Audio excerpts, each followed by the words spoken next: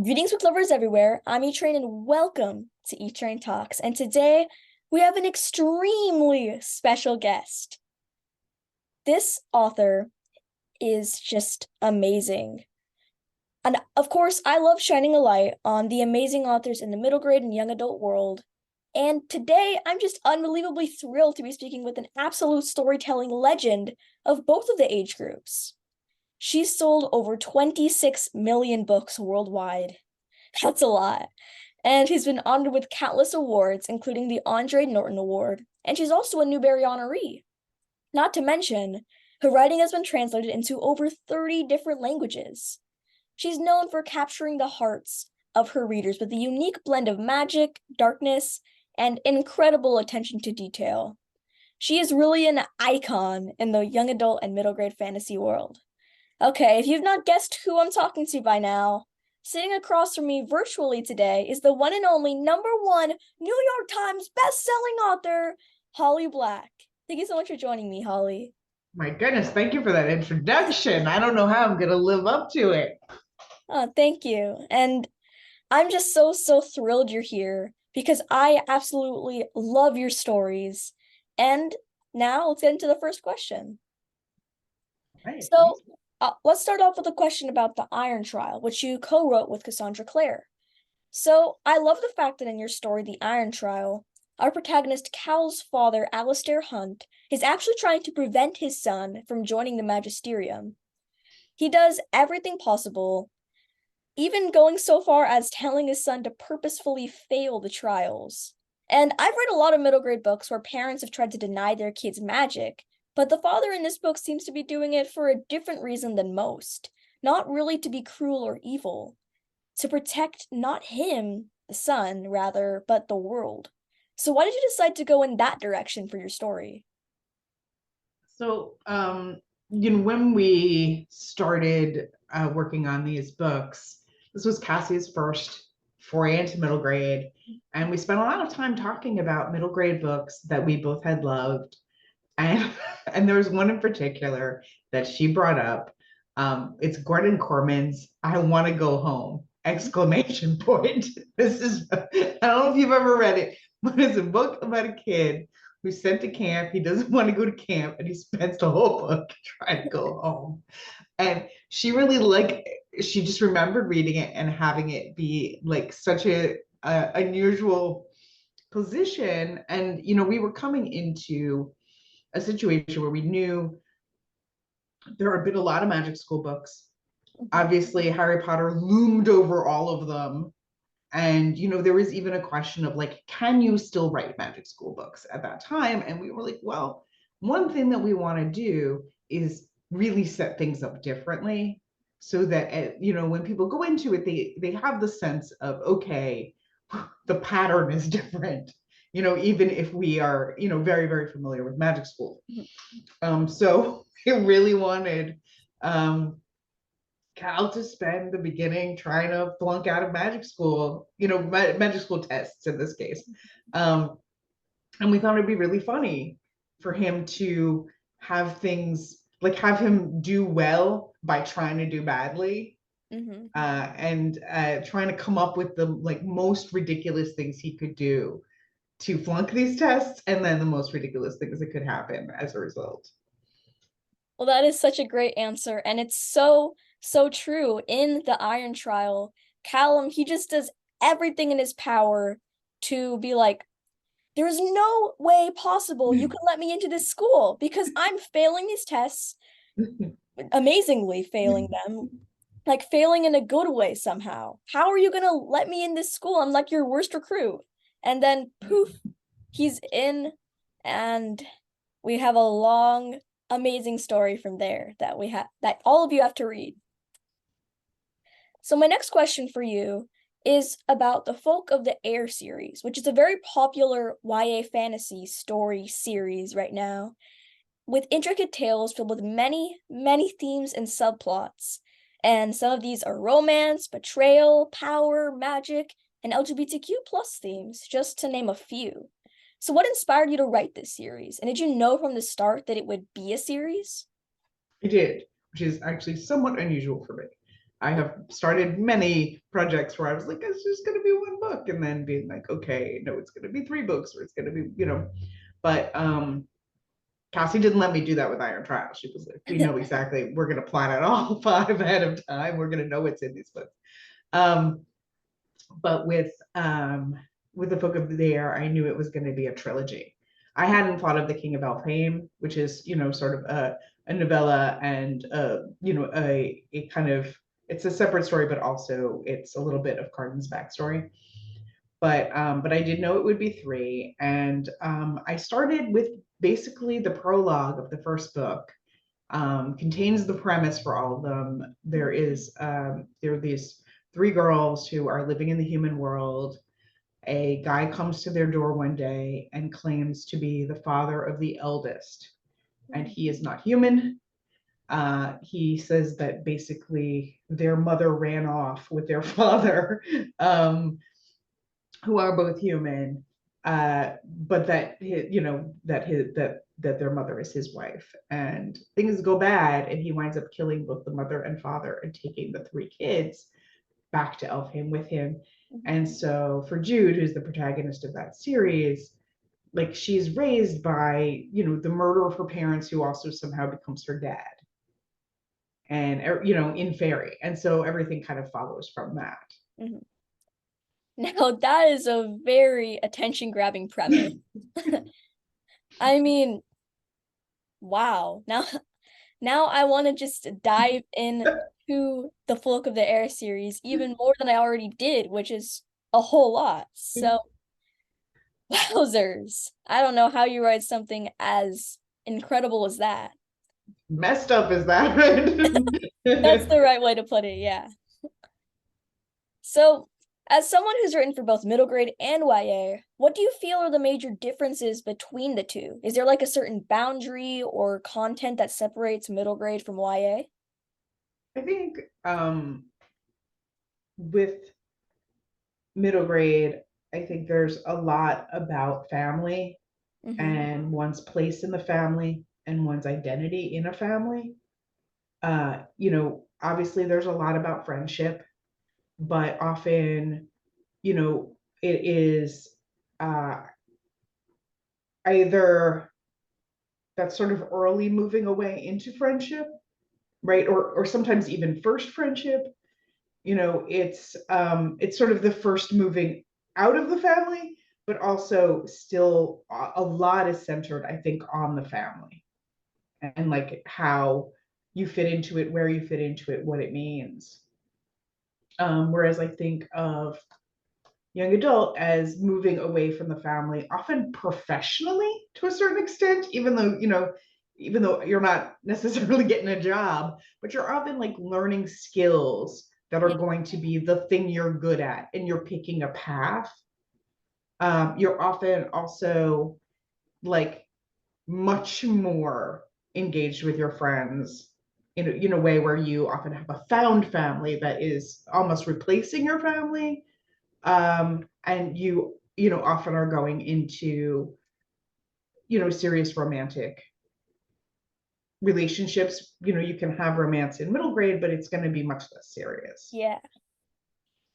That's a great way to put it. And I think I've really noticed that in both middle grade and YA books, but also in real life. So that's just another reason why I love going into stories and reading them, because they're so closely tied to real life, which, like, it's really special to me and a lot of other readers, because books are supposed to be an escape, and kind of reading along with characters that are going through the same experiences as you. Well, not necessarily the exact same. Some of them might be going to a magic school and fighting demons, but it's got the same feelings, and that's really important to us as readers. So.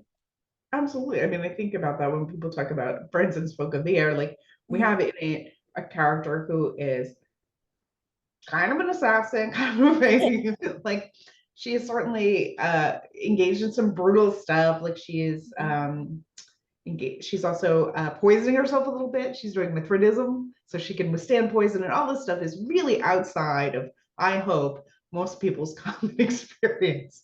But metaphorically, Yeah. we absolutely understand it. Like metaphorically, we know what it's like to take big chances. We know what it's like to train really hard for something in a way that feels like it's, taking you outside of your regular life, or, feels where you're uncomfortable.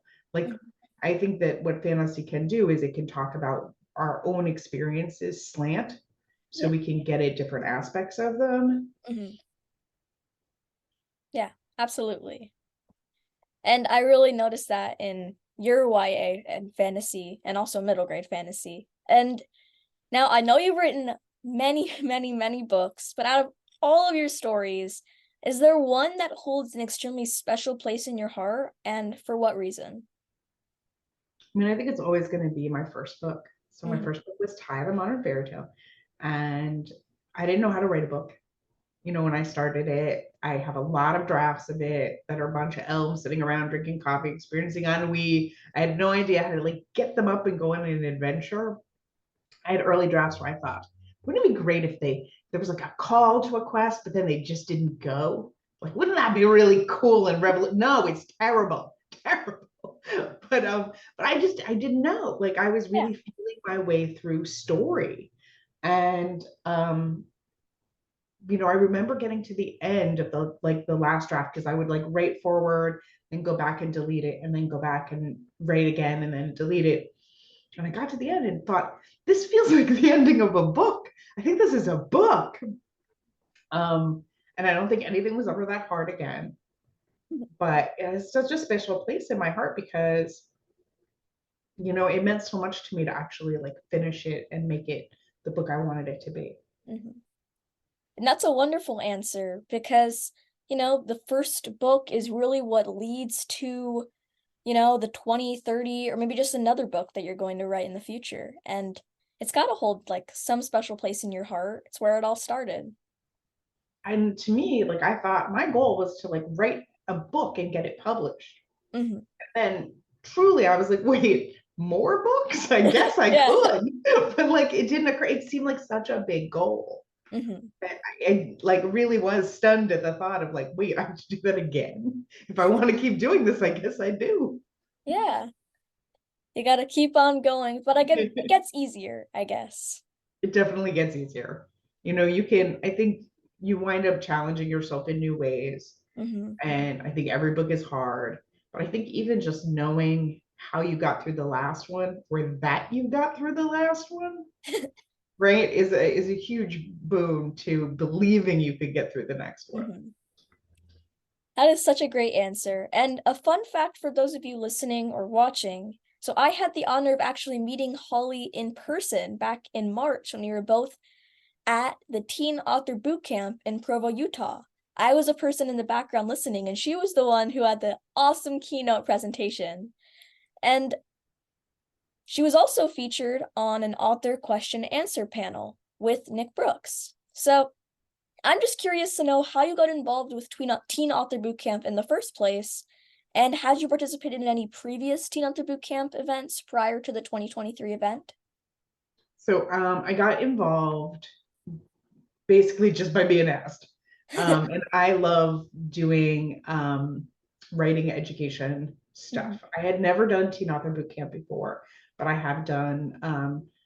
Clarion did a teen author kind of thing for a while that I did. Alpha has a great program that I've taught at.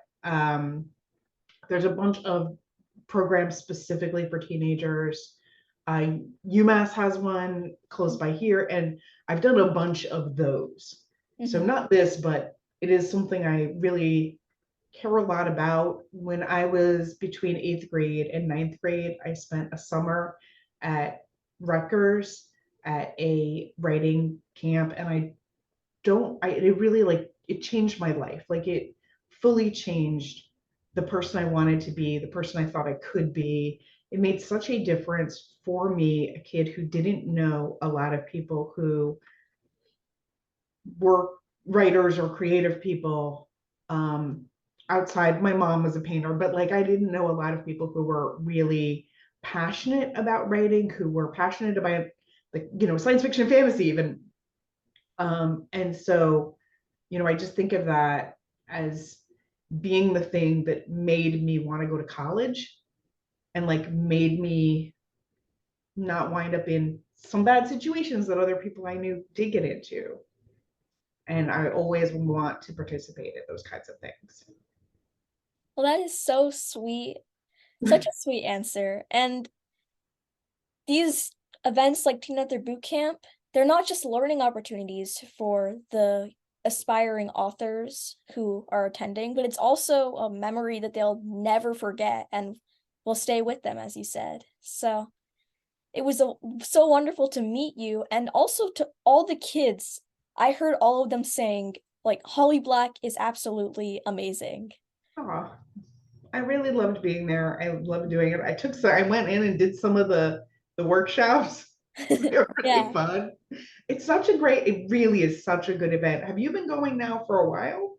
that was my first year, and I went I went there for the gala, and then I was asked, "Do you want to come and watch Teen Out the Boot Camp as well?" And I learned so much about writing and about all the different genres that I hope to one day write in, like from that event. The workshop they did on invented languages, Mm, really amazing. it really was. And if any of you are teen aspiring writers in the West Coast or even East Coast, you should definitely check out Teen Out the Boot Camp. It's in Provo, Utah, and it is such a wonderful event. And Really now was. back to Holly Black.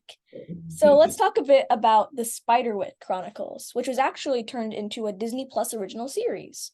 And you co-wrote this horror mystery with some added fantasy middle grade series. It's kind of a mouthful, but that's all the genres that are in it.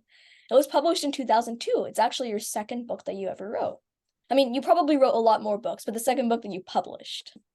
So the It, story has now been turned into a Disney Plus series and even a video game for Xbox 360 players. So first, can you give us a brief summary of the story with no spoilers, of course, and what was it like to co-write such a fantastical tale? so I had been working on Tide, Hmm. and Tony and I were really good friends. He had this idea for a field guide to fairies, and I really, really wanted him to do it. And so I, said to him, look, I will write all the little descriptions of the creatures, no problem. And we had at that point the same editor. Hmm. And so our editor talked to us about, like, well, could you tell more of the story of the field guide? And we were like, I guess, because we really thought the project was this big field guide. Hmm. And so we were like, sure, I guess we could tell some stories. Why not? And so Tony and I went off, and like we had spent a lot of time talking about stories anyway. And so it was really pretty fun to do. Sat down and like figured out what the story could be.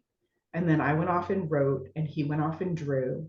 And he would send me stuff, and I would send him stuff. And, he would kind of tell me stuff that he would like to have happen so he could draw it. And sometimes he would draw little creatures and be like, can you find a way to put this in? And we would just go back and forth like that. So it was a really fun collaborative project, and just a joy to do. And it has been very surprising how much it has like stayed in the public consciousness, how much, people, it came out at a good time. It came out like around when Harry Potter was coming out, and there were a lot of younger siblings for whom this was like a gateway into fantasy. And like it means so much to me that there are so many kids for whom this was the first book they read themselves. That is so Um, sweet. really good. It's just nice. And it like encapsulates so much of stuff that Tony and I really loved. Mhm. Well, the Spiderwick Chronicles, I mean, I wish that it was the first book that I read because I think that it's an incredible gateway to the world of fairies and magic, and a field guide would also be extremely cool to read. And But I'm Feel glad that good. you added some, story elements as well with our three main characters. And it's about 100-page read, but I found myself a bit I was at the edge of my seat the entire story, and there's so much suspense and a bit of freakiness as well. Yeah, I mean, it was, it's the story of these three kids. They find a field guide to fairies that their great uncle Arthur Spiderwick created, and they slowly realize that all that stuff is real, and that many creatures want to get the field guide for their own reasons, either to keep it from humans or to use it against, because it contains a lot of information they don't necessarily know about one another. Yeah, and the field guide, I really want a field guide to fairies. That'd be, you know, It's out there. Tony did his field guide. You can, it oh is really? really like we actually did finish the field guide. Oh It is, wow. it's just that nobody, that to no one is that the project. Everyone thinks, oh yeah, you made the side project, but that we really did make the field. Oh my God, I need to read that. I'm gonna tell my mom right away after this interview that we need to order Excellent. I it. will send you one. How about that? I will Oh, that send would be you a field awesome. guide. Okay.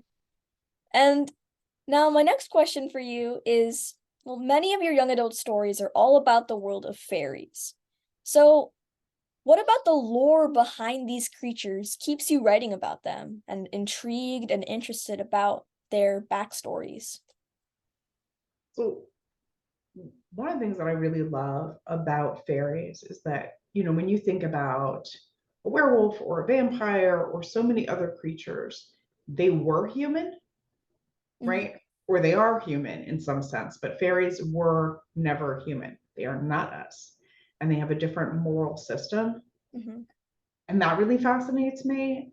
It also fascinates me that they are an ecosystem, right? They are not one kind of creature. They're not the trooping gentry. They're not trolls. They're all like they're trolls, they're ogres, they're nixies, they're shagfuls, they're kelpies, they're pixies, they're um, many other things that I will o' the wisps. Like there's just so many mm-hmm. creatures within the umbrella of fairy, and so much folklore to draw on. Um, and so I really love that. And then I think the thing that I come back to a lot is sort of the Christina Rossetti's Goblin Market view of fairies. That you know, in that poem, there's this fruit, and if you eat it, you crave it forever. You crave it so much that mortal food is dust and ashes in your mouth, right? You will wither away for want of this fruit. And like to me, that encapsulates fairy. Like fairy is ruinous beauty. It's the thing you absolutely shouldn't go toward, and yet is so tempting. That is such a great way to put it. Wow. I mean, I know that I couldn't say it better myself. And I mean, of course you could say it better than me because you encapsulate the world of fairies in your stories. And also, just for everybody listening who are unaware, the world of fairies, faeries, is not like the regular tooth fairy that might be um in like it encapsulates. So the world of fairies is all these different mythologies, all these different creatures. It's not just a tooth fairy or a Tinkerbell. It's everything almost in the magical world, and it I really really hope that fairies are out there because that would be so cool to just stumble upon one, and then I'd probably run away because Very wise. yeah, that's probably the wisest thing to do because they are a lot stronger and a lot quicker and a lot scarier than they may appear. Tony and I used to bring around this red book, Mm. uh, and it was blank. It started out blank book, and we would ask people if they had ever had experiences with fairies and to write them Oh, down in the book. And we have been like completely surprised by how many people would come up and write about their experiences, the thing they saw, kids and adults. And a lot of times they're very much like folklore around fairies. Like we think of like I think of fairy tales as being these complete stories, Mm-hmm. but folklore often has the aspect of a ghost story where you'll only have part of it. It's this moment when the supernatural bumps up against the regular world and then sort of comes away with or without consequences. And so people would write about, like, I looked out my window and there was what I thought was a bird's nest, but there was a glow within it. Mm-hmm. Or like I was getting in bed and I saw a little man run across my room and disappear into like a vent. And there are all these like weird moments. And I really love looking through the book. And some of them are sweet and some of them are a little creepy. And yeah, just Yeah. like so affirming that that there's more out there in the world than we may know.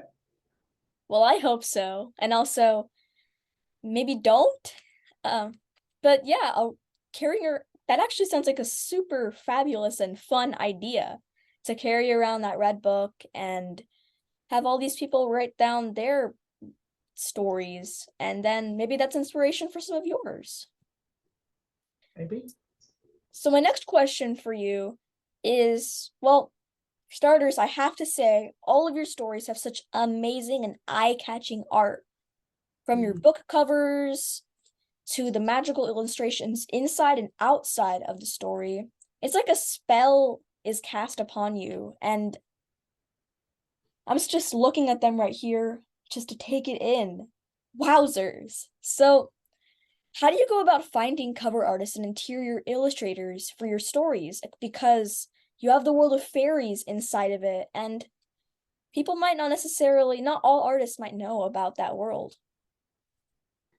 So, first of all, worth saying that authors do not necessarily get a say in their covers. Mm, It is, it is something that over time, uh, and you can get more of a say, but yeah. it's very rare to have approval. I don't have approval over my covers, although I do have I do now have like contractual consultation. Mm, mhm. I will say also that no publisher wants you to hate your cover, and that is not at all, what I'm trying to say, that they would, Yeah. just dump some cover on you, but that it is a complicated situation, and mostly you will not be the person making a decision about your cover. Um, and I have been very lucky, although I have had some covers that people may not like as much as others. But obviously, working with Tony, I didn't have to worry about anything. That's true. He's amazing, and he did, all of the covers for, his and our books. And that was really wonderful. I think, in general, and Rovina, when I did King of Elfhame, like, because she was doing all of the interior art, she also did the cover, and working with her on that was just an incredible experience. She's amazing. um but I have been really, really lucky with other covers. I think in particular the Pearl Prince cover is just such Mm, a beautiful cover. And I remember when I saw it just being like, oh, that's the cover. And I think that's the feeling you want to get when you see your cover. You want to have an emotional response. Like, I don't think that there's any way when it doesn't quite work for you, like often there's a desire to be like, but maybe if it was like a little bit different. But I think it really is about, like, it needs to have that impact mhm. before it can be tweaked. Definitely. That is a great answer. And I had no idea. I mean, I knew that some authors don't really have a huge, like, have a say at all, or a huge say, even if they have a little bit. And, but it's still hard to grasp that all these beautiful covers, it's not necessarily the author who kind of hires somebody to do the covers and gives them like a full, hey, this is what everything should look like. It's kind of how the illustrators picture the characters and the story. Well, okay, so usually this is how it's going to generally work, right? Say you're the author, you've sold your book, you send your editor some pictures, and maybe they're pictures of other covers that you really Mm, like, okay. maybe they're images, maybe you actually have like an illustrator in mind, and you say, here's all this stuff, editor, The editor then makes a brief for the art director. All right. They can include some of your pictures. They can include none of your pictures. You will never know. This is an internal document, right? That Yeah. goes to the art director. Mhm. Then the art director looks at all of this. They can respond like, great. They can respond like, nope.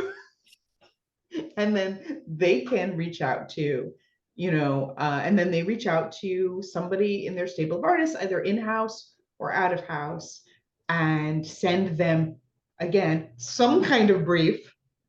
But you can see how even in the best intentions, this can be a little bit of a game of telephone, Yeah. right? And so that artist may get some of the book, maybe sent some of the book, maybe sent none of the book, Oh. maybe sent a brief description of the book, maybe sent a brief description of the book that's really misleading. Yeah.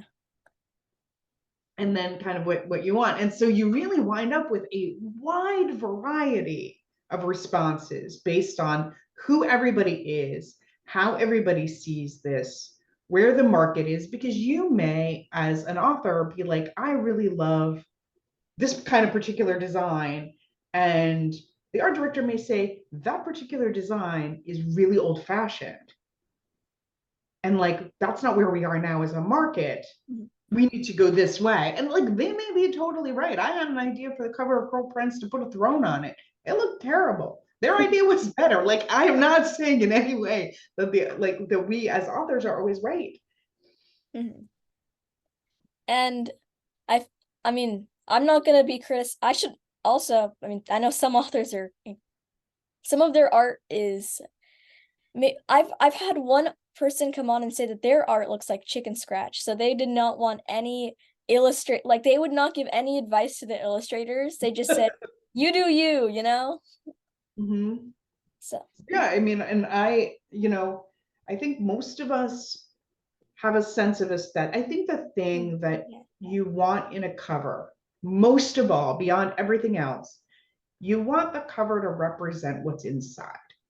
And I think when I have gotten covers that I don't like, it isn't even just a question of like, is this aesthetically beautiful, not aesthetically beautiful? It's a question of when somebody picks this up, are they going to get the book they think? That's a good point. Yeah. So, my next question for you is one that I've always been a bit curious about, because you published your first book in 2002. Now, this statistic might make you feel old, but that was over 21 years ago. It sure was. So a lot has changed in the book world since then, and in the world as a whole. So that probably includes the publishing industry as well. So Very much. what are some major changes that you've seen in the industry since you first started out? So I think the biggest one is the rise of YA. When I So, sold my first book, YA was not really a big genre. You could kind of send out, I didn't have an agent. You didn't need an agent in kids publishing because it just was a much smaller, much it just wasn't as big business. There was less money going around. So I remember going to the SCBWI conference between the publication of Tithe and the publication of Spiderwick. So um, Tithe was like fall 2002, and then Spiderwick was like spring, summer 2003. And so between the two of those, there was like a winter conference. And I guess everybody had been told to like network all the time. And so I was in the line for the ladies' bathroom. The lady in front of me turned around and she said, "What do you write?" And I said, "Oh, YA." And she turned around and talked to somebody else because YA was so like nobody, there was no money in it. It was all picture yeah. books and middle grade. And then one of the big things that happened was that Barnes and Noble moved the YA section outside of kids. Oh So yeah. like, like if you go into Barnes and Noble, there's like kind of, sometimes there's like kind of bears or whatever, Yeah. like a barrier, right? And no teenager wants to go through the bear barrier, right, to get a book. Mhm. And so moving it right outside of that made it discoverable to teens and also adults. And probably the first book that changed, like that really changed the game for YA was Gossip Girl. Really? Yeah, that was the book that adults came through and were buying in My mom YA. loves the show. It was a big, like it was a just huge business all of a Mhm. sudden for YA. And then, the next, huge change was in 2005 with Twilight, Mhm. which brought just a huge number of readers again to the YA section. And I would say that even though it's not YA, the thing that Harry Potter did was allow for much longer books. Mhm. Like before that, you had somebody like Tammy Pierce who was writing quartets, and she was writing quartets because there was a real firm word count. Like people didn't think that teenagers wanted 100,000 word books. And then Harry Potter comes along and it's 500 or more Right. pages.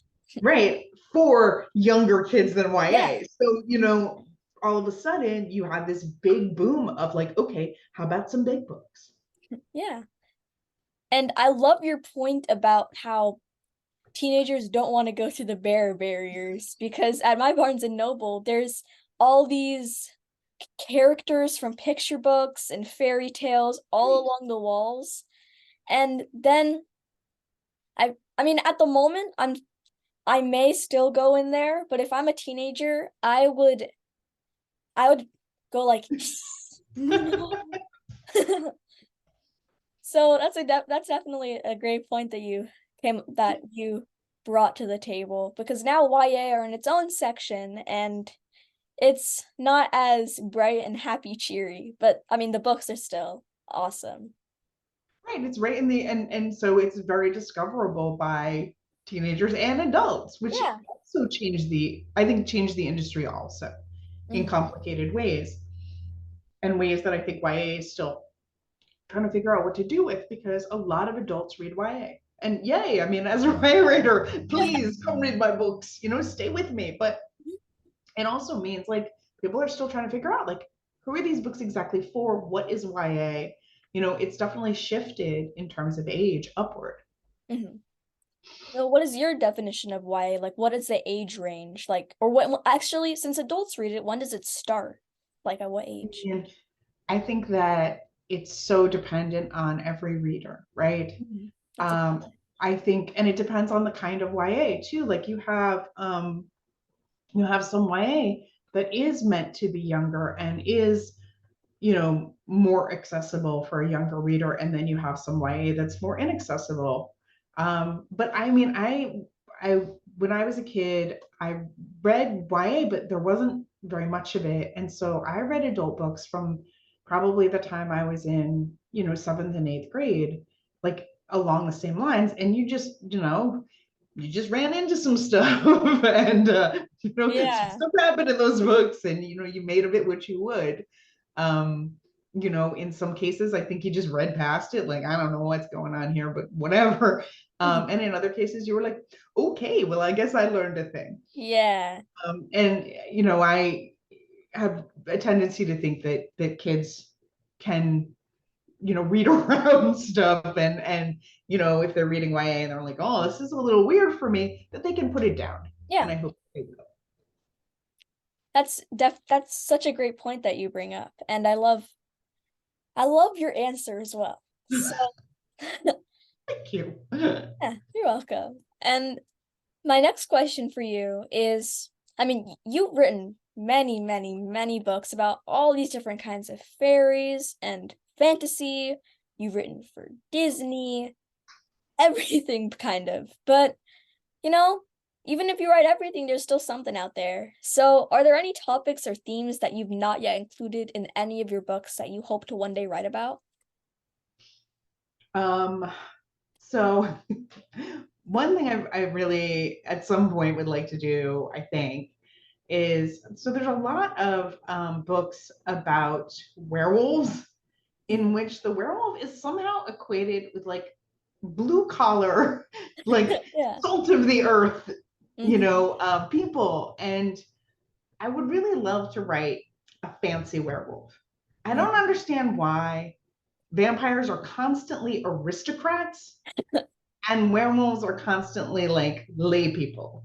I Hmm. wonder, like, what about a werewolf with a castle? A werewolf who is Yeah. like, like fancy werewolves. Definitely a thing I would like to do someday. And I would like to write a story about um I'm really fascinated with the person who has like gone into retirement Mm. and then Yeah. must come back out for one more job. Yeah. Love that. Would like to write that at some point. Um, I think there's a lot of stories Hmm. still I would like to write. Yeah, many things. Those are the two things though that I can like. I often am like, fancy werewolves. I don't know if I'll ever write them, but Well, folks, look out for some fancy werewolves and some heroes coming out of retirement stories from Holly Black in the near future, or maybe the late future, depending on when she gets around to it. So now it's time for my final question of the interview. The question I have asked every single person I've ever interviewed, oh my god. I think, probably. So if you could be or meet any literary character, and you could be or you could meet your favorite author, or it could be your favorite character in a story that you read as an adult or a kid or a teenager or whatever age range. So who would it be and why? You could be them or you could meet them. Hmm. Okay, so two answers. So one, I would love to meet William Butler Yeats and ask him about the Order of the Golden Dawn. Mm-hmm. It's a Get great answer. some magical gossip out of him. And then I would like to meet Jen from The Thief, which is Megan Willen Turner's book. I don't know if you've ever read it. I I have. highly recommend it. It's Okay. so good. It has a big con at its center. He is a delight. And it's the first book of a big series that kind of it starts in middle grade and Mm-hmm. goes through YA. Ooh. And so it's The Thief, Queen of Atolia, King of Atolia, then a couple more that I think ends with the Return of the Thief. Mhm. And I'll hang out with Jen and be conned by him. Well, that is a great answer. And I love stories that that as the characters get older, the stories get for older kids. And I think you can kind of see that in Harry Potter books and how, especially the movies, because they go from pretty cheery to extremely dark. And It's an so, unusual structure. There's not a lot of books that do it. yeah, a lot of the characters just stay at the same age forever, like a TV show. Mhm.